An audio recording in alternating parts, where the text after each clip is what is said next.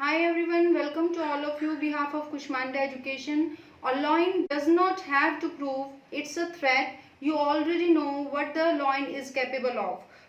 शेर अपनी ताकत से जंगल का राजा होता है. जंगल में तो कभी इलेक्शन होते ही नहीं है. एचसीएस प्रीलिम्स की डेट आ गई है. सिंह बनो, सिंहासन की चिंता मत करो. You will win, not immediately but definitely. शेर जंगल का राजा इसलिए होता है कि उसके पास शक्ति और बुद्धि दोनों होते हैं. So you can, you will, never stop trying, never stop believing, never give up. So just focus and do it. So a lion never roars after a kill. So crack HCS and make more moves and less announcements. So just focus and do it and crack HCS exam. So everyone wants to eat, but few are willing to hunt. अपनी पूरी power और skill से आप तैयारी शुरू कर दीजिए और HCS एग्जाम को क्रैक करके दिखाएं. Today we will discuss in this video about how to crack HCS 2021. So let's start. सबसे पहले फर्स्ट यू क्रैक प्रीलिम्स, फिर उसके बाद आप मेंस के बारे में सोचना, क्योंकि जब तक प्रीलिम्स क्लियर नहीं होंगे मेंस एग्जाम नहीं दे पाएंगे आप. तो अब पूरा फोकस जो है, टाइम बहुत कम बचा है, आपने प्रीलिम्स को देना है. तो प्रीलिम्स में आपके दो पेपर होंगे. जनरल स्टडीज का जो 2 घंटे का पेपर होगा, 100 क्वेश्चन होंगे, 100 मार्क्स के होंगे. फिर सेकंड पेपर आपका सीसेट का होगा, वो भी 100 क्वेश्चन आएंगे उसमें और 100 मार्क्स का होगा और 2 आवर्स उसका टाइम होगा. उसके बाद आपका जो क्वेश्चन टाइप है, इट मीन्स आपके जो क्वेश्चनों की नेचर है वो ऑब्जेक्टिव टाइप होगी. यानी एक क्वेश्चन आएगा, उसके 4 ऑप्शन दिए होंगे, आपने राइट ऑप्शन को क्लिक करना है. उसके बाद आप लैंग्वेज जो है क्वेश्चन पेपर की वो बायलिंगुअल होगी. तो हिंदी और इंग्लिश मीडियम वाले स्टूडेंट्स दोनों ही इसे आसानी से कर पाएंगे. अब हम बात कर लेते हैं जनरल स्टडीज के पेपर की तैयारी आपने कैसे करनी है, कौन कौन से टॉपिक आपने कवर करने हैं, क्योंकि हर सेक्शन से आपके क्वेश्चन बनेंगे और क्वेश्चन आएंगे. तो कोई भी सेक्शन आपने ऐसा नहीं छोड़ना है कि आपको क्वेश्चन ना आए, क्योंकि 1-2 नंबर भी बहुत मायने रखता है प्रीलिम्स को क्रैक करने के लिए. तो सबसे पहला टॉपिक देखते हैं हम, जनरल साइंस यानी सामान्य विज्ञान. वो मैं आपको बाद में बताऊंगी, पहले से मैं आपको टॉपिक बता देती हूँ कौन कौन से हैं, ताकि आपको पता लगे कौन सा टॉपिक आपका हो गया और कौन सा रह गया. उसके बाद मैं बताऊंगी कि ये टॉपिक्स में आपने क्या क्या कवर करना है. तो देखते हैं, दूसरा टॉपिक है current events of national and international importance, यानी राष्ट्रीय और अंतरराष्ट्रीय महत्व की वर्तमान घटनाएं. आपने 1.5-2 साल का एरिया लगभग कवर करना है. History of India and Indian national movement, यानी भारत और भारतीय राष्ट्रीय आंदोलन का पूरा इतिहास आपने कवर करना है. इंडियन एंड वर्ल्ड ज्योग्राफी भी आपने करनी, यानी भारतीय और विश्व भूगोल आपने सारा कवर करना है. उसके बाद आते हैं हम Indian culture, Indian polity and Indian economy, यानी भारतीय संस्कृति, भारतीय राजनीति और भारतीय अर्थव्यवस्था सारा आपने कवर करना है. एंड जनरल मेंटल एबिलिटी, यानी सामान्य मानसिक क्षमता वाले क्वेश्चन भी आएंगे, वो भी आपने कवर करने हैं. उसके बाद हम हरियाणा पे एज ए सब्जेक्ट आपने फोकस करना है. इकोनॉमी एंड पीपल, हरियाणा के social, economic and culture, institutional and language of Haryana, यानी हरियाणा की अर्थव्यवस्था, वहां के लोग, सामाजिक, आर्थिक और सांस्कृतिक, संस्थागत और हरियाणा की जितनी भी भाषाएं हैं सारा एरिया आपने कवर करना है, क्योंकि मोस्ट इंपॉर्टेंट है. हरियाणा भी एज ए सब्जेक्ट जो है पेपर में आएगा, तो ये भी और सेक्शनों की ही तरह इंपॉर्टेंट रहेगा. खाली आपने जनरल नॉलेज नहीं करनी है हरियाणा की, पूरा इतिहास वगैरह सब कवर करना है. अब हम देखते हैं हाउ टू प्रिपेयर, यानी जनरल स्टडीज के पेपर की आपने तैयारी कैसे करनी है. तो जो भी टॉपिक मैंने बताए हैं, अब उन टॉपिक्स में आपने करना क्या है वो मैं बताती हूँ. कि जो जनरल साइंस है will cover general appreciation and understanding of science, including matters of everyday observation and experience as may be expected of a well educated person who has not made a special study of any particular scientific discipline. यानी सामान्य विज्ञान पर जो प्रश्न है वो रोजमर्रा यानी डेली लाइफ के रूटीन में जो आप साइंस यूज करते हैं, वो जो फील करते हैं, अनुभव करते हैं, उनके मामलों से रिलेटेड क्वेश्चन आएंगे. और विज्ञान की सामान्य प्रशंसा और समझ को कवर करके आपने ये एरिया कवर करना है. कोई भी जो एजुकेटेड पर्सन है उससे ये अपेक्षा की जाती है कि नॉर्मल जीवन में हम जो पूरे डेली रूटीन में हम साइंस अपनाते हैं वो बहुत ईजी सी होती है, तो कोई मुश्किल नहीं है जनरल साइंस. तो ये ना सोचें आपने पता नहीं क्या साइंस में पढ़ना पड़ेगा, तो कोई विशेष अध्ययन की जरूरत नहीं है. नॉर्मल सा टॉपिक है जो डेली रूटीन में हम यूज करते हैं. इन करंट इवेंट्स में आपने knowledge of significant national and international events will be tested, यानी वर्तमान घटनाओं में महत्वपूर्ण राष्ट्रीय और अंतर्राष्ट्रीय घटनाओं के ज्ञान का परीक्षण किया जाएगा। इट मीन्स जो कोरोना से रिलेटेड मुद्दे हैं, स्कीम्स हैं, किस देश में क्या स्टेज है कोरोना को लेकर, क्या स्टेटस है, और क्या वैक्सीन निकली है, कहाँ पे ट्रीटमेंट चल रहे हैं, कितने लोगों को वैक्सीन किस तरह से दी जा रही है, कौन सा देश किसकी हेल्प कर रहा है, क्या रिलेशन रहते हैं आपस में उनके, या ये देखी जाएगी कि कौन सी गवर्नमेंट है, कहाँ पे इलेक्शंस हो रहे हैं, क्या सबमिट्स हो रहे हैं। तो ये सारा लगभग आपने नेशनल और इंटरनेशनल इवेंट्स जितने भी हो रहे हैं वो आपने कवर करने हैं। In history of India emphasis will be on broad general understanding of the subject on its social, economic and political aspects, यानी भारत के इतिहास के बारे में भी आपने सारा कवर करना है, ज्ञान होना चाहिए। इसमें सामाजिक हो गया, आर्थिक हो गया, राजनीतिक पहलुओं में, यानी व्यापक सामान्य समझ पर जोर दिया जाएगा। यानी डिटेल में आपने हिस्ट्री जो है इंडिया की किस टाइप से रही है, क्या आंदोलन हुए हैं, पूरी जो है एस्पेक्ट्स जो है वो समझने होंगे।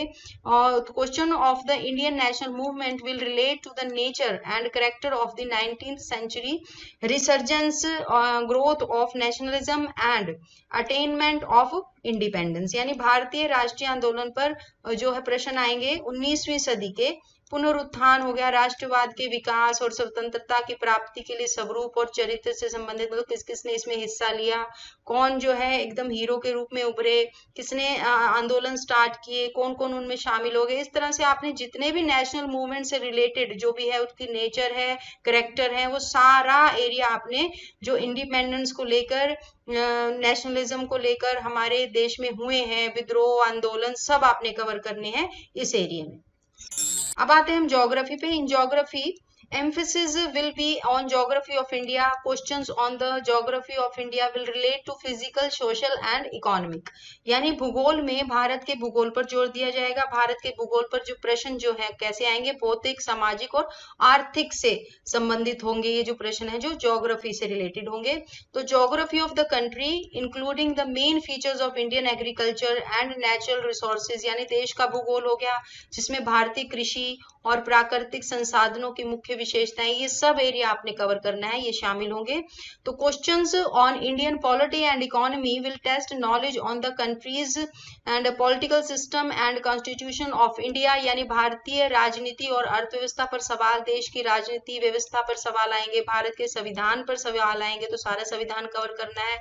तो एक तरह से वो देखेंगे कि क्वेश्चन क्या है। प्रीलिम्स का मतलब होता है कि आपकी नॉलेज टेस्ट करना कि आप एज ए ऑफिसर अपने देश के बारे में कितना जानते हैं। तो पूरा एरिया कवर होता है। तो क्योंकि हम रोजमर्रा की जिंदगी में हमारे देश की अर्थव्यवस्था पे भी डिपेंड रहते हैं, तो इस तरह से जो पॉलिटी है उसमें क्या हो रहा है, तो इंडियन पॉलिटी पे क्वेश्चन आ सकते हैं, इकोनॉमी पे क्वेश्चन आ सकते हैं, और या फिर अपने संविधान पे क्वेश्चन आ सकते हैं। तो आपने जितने भी टॉपिक जो है अकॉर्डिंग टू न्यू सिलेबस में दिए गए हैं वो कोई भी एरिया छोड़ना नहीं है। क्योंकि कई स्टूडेंट क्या करते हैं कि ये एरिया तो बहुत सिंपल है, इसमें से क्वेश्चन नहीं आएंगे। नहीं, सारे सेक्शन आपने कवर करने हैं, हर सेक्शन में से आपको क्वेश्चन मिलेंगे वहां एग्जाम में, और एक एक क्वेश्चन बहुत इंपॉर्टेंट रहेगा प्रीलिम्स को क्रैक करने के लिए।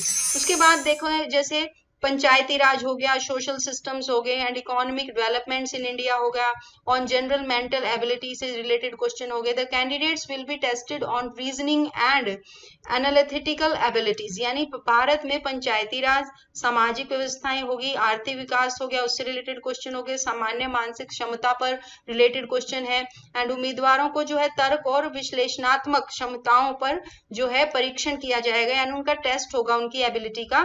तो आपने सारे सेक्शन कवर करने हैं और बहुत अच्छे से कवर करने हैं ताकि आप एग्जाम को क्रैक कर सकें।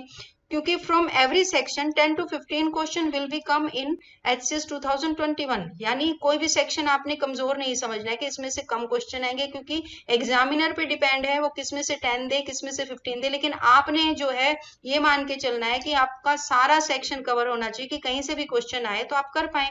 You will be cover all subject very carefully, सब कवर करना है आपने। अब आते हैं हम दूसरे पेपर पे, CSAT पे। तो CSAT जो है सिविल सर्विसेज एप्टीट्यूड टेस्ट जो है वो केवल क्वालिफाइंग है, मैं पहले भी बता चुकी हूँ अपनी वीडियोस में, तो उसमें डरने की ज्यादा जरूरत नहीं है। आपका स्टैंडर्ड वो 10th का रहेगा, जो आपने स्कूल में पढ़ा है उससे रिलेटेड, जैसे कॉम्प्रिहेंशन हो गए, आपने पढ़े होंगे सबने स्कूल में। Interpersonal skills including communication skills, यानी संचार कौशल सहित पारस्परिक कौशल से रिलेटेड क्वेश्चन हो गए। Logical reasoning and analytical ability, यानी तार्किक तर्क और विश्लेषणात्मक क्षमता से रिलेटेड क्वेश्चन हो गए। Decision making and problem solving, यानी निर्णय लेने और सामान्य जो है समस्याओं का समाधान करने से रिलेटेड क्वेश्चन हो गए। तो इट मीन्स जो आपने 10th स्टैंडर्ड में स्कूल में सब कुछ पढ़ रखा आपने, बस थोड़ी सी रिवीजन की बस देर है। तो बहुत घबराना नहीं है, बहुत बेसिक से क्वेश्चन आएंगे। तो जर्नल मेंटल एबिलिटी में जो है सामान्य मानसिक क्षमता में आपकी एबिलिटी की चेक होगी, तो बहुत नॉर्मल टेस्ट होगा। तो बेसिक न्यूमरेसी हो गया, नंबर एंड देयर रिलेशंस हो गए, order of magnitude etcetera, class 10th का लेवल ही रहेगा जैसे कि मैंने बताया। डाटा जो है इंटरप्रिटेशंस हो गए, charts, graphs, tables, data sufficiency etcetera, यानी सब आपका 10th के लेवल का ही होगा। तो बेसिक जो है नॉलेज आपको जो 10th में किए हैं आपने एग्जाम, वही उससे रिलेटेड होंगे। तो जो स्तर जो आपका 10th का रहेगा तो कोई मुश्किल नहीं है, थोड़ा सा अगर आप ध्यान देके पढ़ेंगे तो आपको याद आ जाएगा कि तो मैंने स्कूल में कर रखा था। और फिर भी आप जो है हमारा क्रैश कोर्स भी ज्वाइन कर सकते हैं, जो कि हमने शुरू कर रखा है, क्योंकि टाइम इतना नहीं बचा है। बाकी आप खुद से भी तैयारी कर सकते हैं, जो आपकी तैयारी चल रही है। तो रिस्क आपने कोई नहीं लेना। अगर आपको लगे जरूरत है किसी कोर्स की, तो आप हमारा ट्रैक कोर्स जो है ज्वाइन कर सकते हैं, क्योंकि इसमें लगभग आपके 5 to 6 जो है इंटरेक्टिव ऑनलाइन क्लासेस होंगी। ऑफलाइन क्लासेस भी हमारी चल रही है, पर डे 5 to 6 जो क्लासेस लगती हैं डेली, ऑनलाइन और ऑफलाइन दोनों। तो और उसमें या आप टेस्ट सीरीज भी ज्वाइन कर सकते हैं, क्योंकि एक रिवीजन के लिए आपको टेस्ट दे के ये पता चलता है कि कौन सा सेक्शन जो है आपका पूरा कवर हो गया है, कौन से सेक्शन में आपको वीकनेस लग रही है कि इसमें तो मेरा अभी कुछ टाइम देना बाकी है। तो उससे क्या होगा ना, आपका जो सेक्शन कवर हो गया है वो आप अलग रख देंगे और आप उस पर ज्यादा ध्यान देंगे जो कवर नहीं हुआ। तो टेस्ट सीरीज एक ऐसा तरीका है जिससे आप पता लगा सकते हैं कि आपके कौन से सेक्शन में कमी है और कौन सा आपका क्लियर हो गया। तो अपडेटेड टेस्ट सीरीज भी हमारी ज्वाइन कर सकते हैं, जिसमें हमने मोस्ट एक्सपेक्टेड क्वेश्चंस रखे हैं, पूरा सिलेबस कवर करने की कोशिश की है, ताकि जो है और प्रिंटेड फॉर्म में दे रहे हैं ताकि आप आराम से पढ़ सकें। एक तरह से आपका वो इंपॉर्टेंट क्वेश्चंस हो गए टेस्ट के, जिसमें आपको ऑप्शन भी दे रखे हैं और डिटेल आपकी उसके एक्सप्लेनेशन भी है। तो वो भी एक तरह से आपका रिवीजन मटेरियल हो गया है, तो वो भी आप ज्वाइन कर सकते हैं, क्योंकि टाइम अब इतना नहीं बचा है। तो रिवीजन के हिसाब से ही आप तैयारी रखिए। तो अपडेटेड प्रिंटेड स्टडी मटेरियल भी ले सकते हैं आप, क्योंकि अब नोट्स बनाने में भी टाइम वेस्ट नहीं करना चाहिए आपको, क्योंकि कवर करने हैं अपने सारे सेक्शन। अगर आप अभी नोट्स बनाने लगेंगे या जैसे करंट अफेयर पे या किसी और टॉपिक पे, तो अभी टाइम इतना नहीं है कि आप नोट्स बना सकें। अभी टाइम सिर्फ आपका इतना है कि आप जो है कोई भी मटेरियल उठाएं और उसको रिवाइज कर दें, और उसमें आपके जो है सिलेबस से रिलेटेड ही टॉपिक हो। कोई आप वेस्टेज ऑफ टाइम ना करें कि आप कुछ पढ़ रहे हैं और वो सिलेबस में ही नहीं है। तो इस टाइप से आपने पूरा जो है सिलेबस अच्छे से पहले देखना है कि सिलेबस में कौन कौन से टॉपिक हैं। वैसे मैंने ऑलमोस्ट सारे टॉपिक्स आपको बता दिए हैं, तो आपने क्या करना है, बस वो टॉपिक्स ही कवर करने हैं, उससे अलावा आपने कुछ नहीं करना है, क्योंकि देखो सिलेबस से बाहर कुछ नहीं आता है। तो best of luck for your exam, और आपकी तैयारी में हम आपके साथ खड़े हैं। आपको किसी भी तरह की हेल्प चाहिए तो आप हमारे हेल्पलाइन नंबरों पे कॉल करके सब पता कर सकते हैं। Thank you.